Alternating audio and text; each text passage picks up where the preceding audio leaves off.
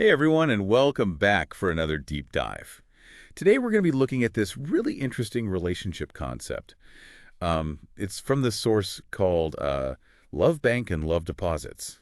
And it's all about, well, the love bank. And it's like Yeah. way more specific than your usual relationship advice. Yeah, it really is. I think what makes the love bank idea so fascinating is that it takes love, which is, abstract, and it makes it kind of like a financial Whoa, system. whoa, whoa. Hold on. So you're saying my feelings, they can be like quantified. Well, not literally like with, a spreadsheet or anything, but Mhm. the idea is that everyone, every single person you interact with, they have an account in what you could call your internal love bank. So every time you interact with someone, you're either making a deposit or withdrawal, like a real bank account. Except we're dealing with emotions, Mhm. not money. Okay, I think I'm starting to get it. So if there's a high balance in the account, that means like good things for the relationship. Exactly. You got it. The more positive those interactions are, the higher the balance goes. And that leads to, stronger feelings of love, connection, all that good stuff. But if it's negative, well, then the account gets depleted and the relationship suffers. This makes total sense. It's like if you have a friend who's always there for you, Yeah. always lending a hand, offering support, it's because they're making all those deposits, building up that positive balance, and it just feels so good to be around people like that. Perfect example. And what's interesting is that the source really emphasizes that it's the small things, the small, consistent actions that really make a difference, more than those big, grand gestures. So it's not about like, those big romantic gestures you see in the movies. I mean, those are nice, sure, but they're not everything. It's more about, I don't know, bringing home your partner's favorite takeout after a rough day, or noticing they got a haircut and complimenting it, or even just taking out the trash without being asked. Those little things add up. Oh man. I think I need to pay more attention to those little things. It's so easy to get caught up in the day-to-day and forget about them. It happens. We all do it. But this whole love bank idea, it really helps us remember to be more aware of how we're interacting, especially with the people we're closest to. Okay, so we've talked about deposits, but what about, the other side? What kind of things count as a withdrawal from the love bank? Well, it's anything that hurts the other person, really. Anything that's disrespectful or just, disregards their feelings, like ignoring your partner when they're talking, being dismissive, breaking promises, or just constant criticism. Oof, yeah, not good. My account balance is plummeting just thinking about it. Right. It's not good. And just like with a real bank account, if you overdraw too much, there are consequences. If you have more withdrawals than deposits, it creates this emotional debt that's really hard to recover from. It leads to resentment, hurt feelings, all that. So then how do we keep things balanced? Like, is there a formula for this? Well, the source says a good ratio to aim for is 5 positive interactions for every one negative one, especially when you're, in the middle of a conflict. But for everyday life, they say the ideal ratio is more like 20 to 1. 20 to 1. That's a lot. It sounds like a lot, yeah. But remember, it's all about those small, consistent things like we were talking about before. The little compliments, a kind gesture, just listening to someone, all of that adds up. Okay, that makes me feel a little better. Yeah. But this brings up another question. The source mentions being careful about making deposits into other people's love banks, especially with coworkers or people you meet online. Why is that so important? Yeah, that's a really important point. That's where things can get a bit messy. It can even potentially lead to infidelity. Oh, wow. Okay. So then, like, how do we make sure we're not, accidentally crossing a line? When does a friendship become, like, risky? You have to pay attention to when you're starting to cross those emotional boundaries, like sharing super personal things with someone other than your partner, or, constantly complaining about your relationship to them, or even feeling like you need their approval more than your partner's. That makes a lot of sense. It's like you're building a separate love bank with someone else, Yeah, and that can't be good for the main account. exactly. That's a great way to put it. You really want to make sure that your primary relationship is the one that's getting the most attention and, emotional investment. Okay, so we've talked about deposits, withdrawals, being careful about who we're interacting with. It seems like this love bank thing, it really impacts all sorts of relationships, not just romantic ones. Friendships, families, even coworkers. It really does. It's like a whole new way of looking at how we connect with people. I love it. This has been so insightful already. But before we wrap things up, I'm kind of curious to learn more about this whole emotional infidelity thing. Something we've all heard of, but I'm not sure I fully understand, like, what it is and why it's so risky. That's a great point. It's definitely something that deserves more attention. You know what? Let's dive deeper into that in the next part of our deep dive. Hmm. We'll really get into the nitty-gritty of what emotional infidelity is, why it's so dangerous, and how we can protect ourselves and our relationships from falling into that trap. Sounds good to me.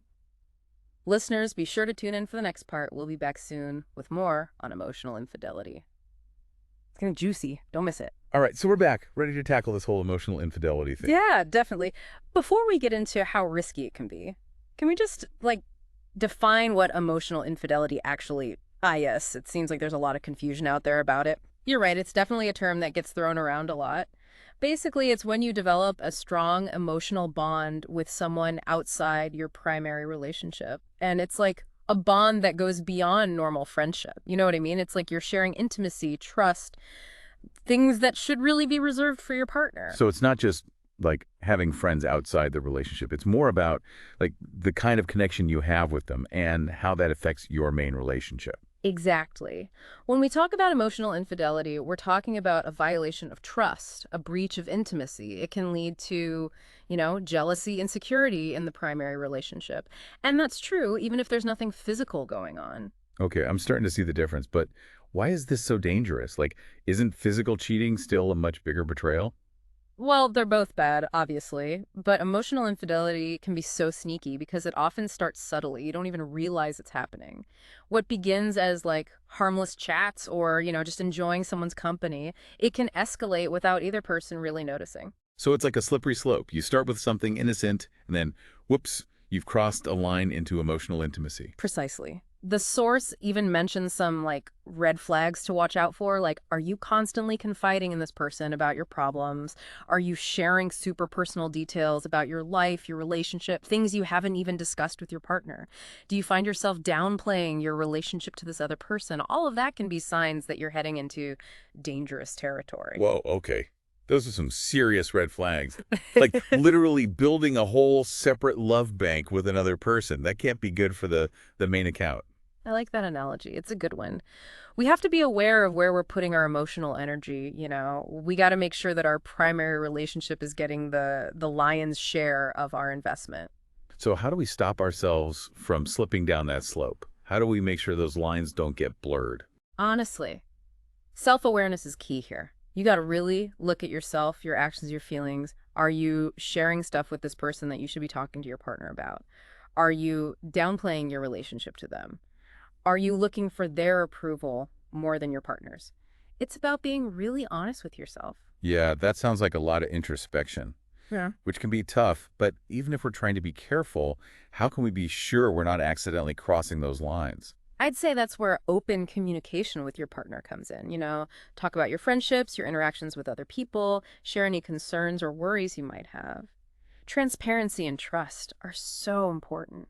So it's not about hiding these connections. It's about making sure your partner is in the loop and that they feel comfortable with everything. Exactly. And remember those sociological and psychological principles we talked about before, like attachment theory and social capital? Yeah. Well, those can actually play a role here too. Oh, right. Okay, so how do those tie into emotional infidelity? Well, if someone has an insecure attachment style, which often stems from childhood experiences, they might be more likely to seek validation and closeness outside their main relationship. So their past is affecting their present relationships. Makes sense. What about social capital? Social capital is all about investing in our social networks. But here's the thing.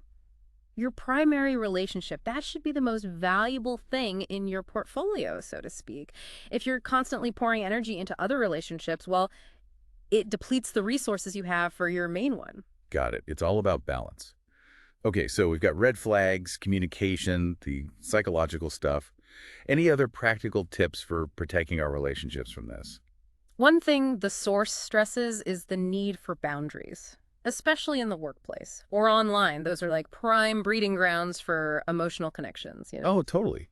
It's easy to let your guard down when you're spending a lot of time with coworkers or, connecting with people online who share your interests. Exactly. You have to be so mindful. So, for example, avoid oversharing at work. Be careful about discussing relationship problems with colleagues. And maybe think twice about all those after-work hangouts. You don't want those lines to get blurred. Good advice. Okay, but what about online? Like, these days it's so easy to develop these really intense connections with people online, especially on social media or in those online communities. Right. It can be tricky. The thing is, online relationships, they often lack the depth of real life ones, you know? But the anonymity, the distance, it creates this false sense of intimacy. You feel comfortable sharing more, and suddenly, boom, emotional attachment. It happens fast. Okay, so how do we avoid that trap? First, watch how much time and energy you're putting into these online relationships. You got to have a balance. Second, don't overshare, especially with people you barely know. Keep things light. Remember, these online interactions, they're meant to complement your real life relationships, not replace them. Right, right. So easy to get sucked into the online world and forget about that. Got to prioritize those real life connections. And last but not least, be extra cautious about people who are, unavailable. If someone's married, in a relationship, whatever, off limits, you got to respect that. Don't put yourself in a situation where you might get entangled and end up hurting people. This has been really eye-opening. We've covered so much about this whole emotional infidelity thing. But before we move on, can we go back to something you said earlier? You mentioned that emotional infidelity can actually be more damaging than a physical affair. Can you talk more about that? Like, why? Why would that be? Well, I think it's because, when we think about a committed relationship, it's all about that emotional connection, right? That feeling of being close, being vulnerable with each other, being each other's main confidant. Yeah, for sure. Like that emotional bond is the foundation of the relationship. Exactly. So when that's messed with, when that's broken, it can feel like a much deeper betrayal, like the whole core of the partnership is being shaken. I see what you mean. It's like with a physical affair, it's a transgression, sure. But with emotional infidelity, it's like the whole basis of trust is gone. And you know what the source points out, even if there's no physical intimacy, the fallout from emotional infidelity can be super messy. It can trigger all those intense feelings, jealousy, insecurity, anger, all of it. Wow, that's heavy. So then what happens? Like, can you even come back from that? What does the source say about dealing with the aftermath? It's tough, no doubt. But the source says it's high as possible to repair things. It just takes a lot of commitment from both people. They got to be willing to rebuild that trust, reestablish that intimacy. So where do you even start? Like, what are the steps? Well, for the person who was involved in the emotional infidelity, it's all about being totally transparent, totally honest. They have to own up to what they did and take responsibility for the pain they caused. That means cutting off all contact with the other person and being completely open about what happened. No more secrets. So that's step one, rebuild the trust, which is probably shattered at this point. Exactly. And for the person who was hurt, they need to feel heard, validated, reassured. It takes a ton of communication, active listening, and, a willingness to work through all those messy emotions. It's not easy. Man, it sounds like a really long, hard road. It is. But you know what? If both people are truly dedicated to making it work, the source suggests it can actually lead to an even stronger relationship. Like, you come out on the other side with even more trust and understanding than before. Well, it's good to hear. It seems like this whole love bank concept, it's not just about, building healthy relationships, but also about recognizing when things are going wrong and then figuring out how to fix them. It's a really helpful way to look at our interactions, no matter what kind of relationship it is. It makes you think about your motivations, your emotional investments, everything. I totally agree. This has been such a fascinating deep dive. Any last words of wisdom for our listeners? Just remember, relationships are like gardens, right? You got to tend to them, nurture them, give them attention if you want them to thrive. Be mindful of where you're putting your energy, keep those lines of communication open, and make sure you're prioritizing the connections that bring you joy and support. That's a great way to put it. Couldn't have said it better myself. Thanks for joining us for this deep dive into the love bank and all the ins and outs of emotional infidelity. We hope you learned a lot and that you feel empowered to build stronger, healthier relationships. Thanks for listening, everyone.